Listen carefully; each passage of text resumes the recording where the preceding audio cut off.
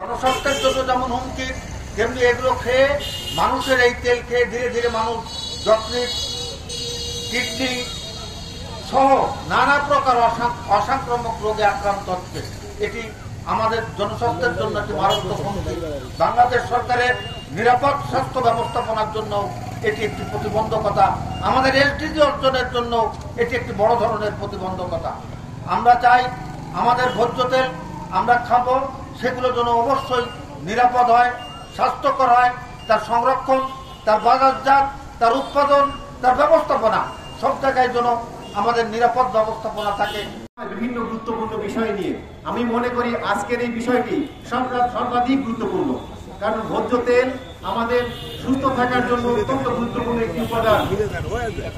এই ভোজ্য তেল যেন স্বাস্থ্যসম্মত হয়, সেই আন্দোলনে, সেই সচেতনতা বৃদ্ধির জন্য আমরা এখানে দাঁড়িয়েছি। আমরা এখানে যারা দাঁড়িয়েছি প্রত্যেকে এক একটি প্রতিষ্ঠান।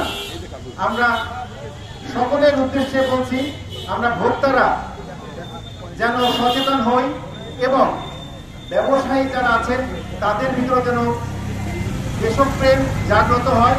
শুধু অর্থ উপার্জন নয়, নিজে সুস্থ থাকবো এবং অপরকে সুস্থ রাখবো। উদ্দেশ্য হচ্ছে মানুষের মধ্যে সচেতনতা সৃষ্টি করা। এই সচেতনতা সৃষ্টি হচ্ছে যারা তেল বা অন্যান্য ভোগ্যপণ্য বিক্রয় করেন তাদের জন্য, তার থেকে অধিকতর হচ্ছে যারা এই পণ্য ক্রয় করেন।